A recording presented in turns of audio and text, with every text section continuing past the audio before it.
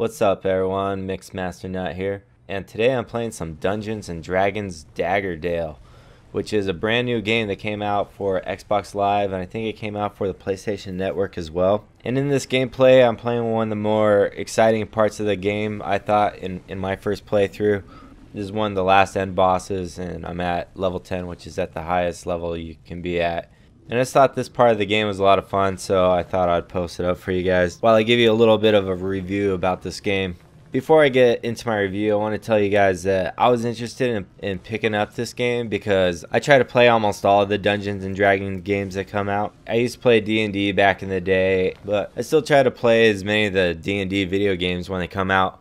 And this one interested me because it's sort of in the style of the Baldur's Gate Dark Alliance game.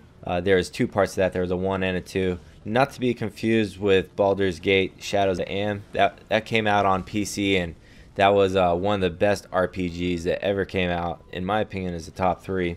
But the Dark Alliance was more of a action RPG, hack and slash and button masher. So with that said, I had really high hopes for this game. I didn't even know it was coming out, and I just heard, hey, this game's out, so I had to buy it immediately and play it. It's in the style of Dark Alliance 1 and 2, but with 4th edition rules for D&D, if that means anything to you guys. The inventory and item stuff is very Diablo style. All the items are randomly generated, very much in the style of Diablo, but with kind of cool Forgotten Realms style names to them. Like I got a Comorian war staff at one time, which I thought was pretty cool. One thing I was really disappointed about this game was the story is just really bad. It's about a Tower of Bane being risen in the Daggerdale lands on top of some dwarven mines, and why this is bad or why this is significant to Daggerdale or to the dwarves or to the whole world in general is not really said or made clear at all.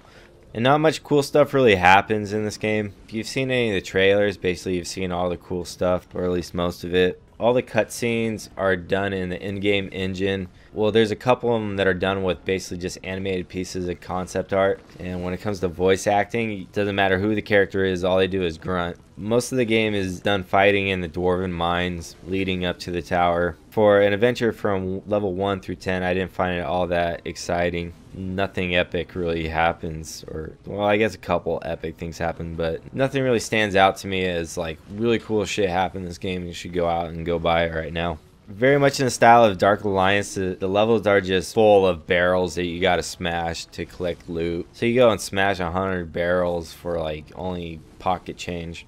And I don't know why developers think this is fun for us to do. It feels really monotonous. It's not that fun. I'd rather hack and slash on enemies instead and grab loot from them. Back in Dark Alliance, I thought the barrels had somewhat of a use because they somewhat led me as a marker. They let me know if I had been in a room before. If I'd returned to a room and everything's smashed in it, then I knew I had been in this part of the map before. But in this game, the barrels will regenerate once you go into other areas. So in this game, I think they just didn't really serve too much of a purpose. But hey, on a plus side, at least through the playthrough of this, they don't make you go through killing sewer rats for 3 levels. You go straight to the goblins, which is kind of cool. Because D&D games have a problem with making you start the game by killing a bunch of sewer rats, and that's just boring too.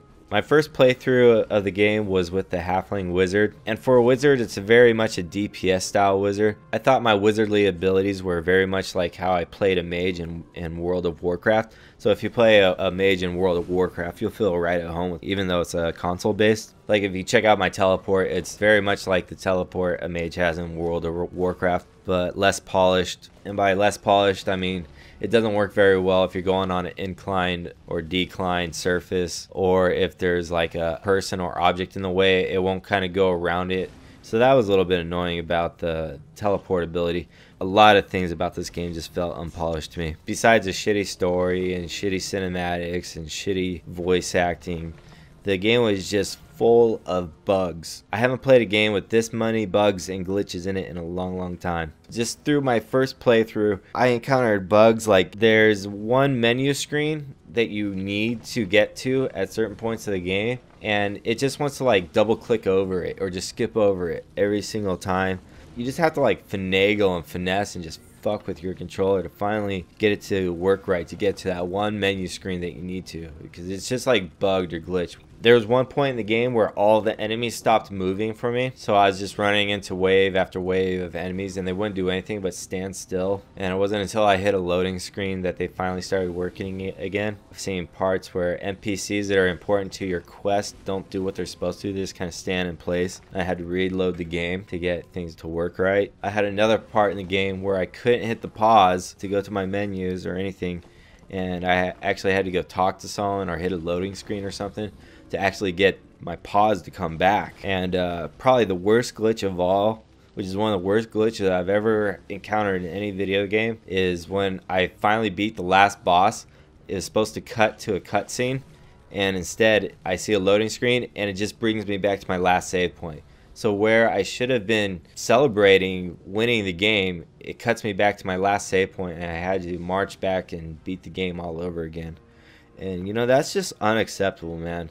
This game felt so unpolished and so buggy and glitchy in one single playthrough. I can't believe that this game was 1,200 Microsoft points. I may have paid 800, but 1,200 for this much of an unpolished game is just bullshit. Wizards of the Coast are really growing a track record of having just really buggy, bad, glitchy games. Would I recommend this game? Probably not, unless you're a die-hard like hack 'em slash 'em kind of gamer. If you really like Dark Alliance 1 and 2 and you need more of that, then I'd recommend getting it. Otherwise I wouldn't. Even if you're a hardcore Forgotten Realms fan like I've been in the past, this doesn't really do anything for the Forgotten Realms setting.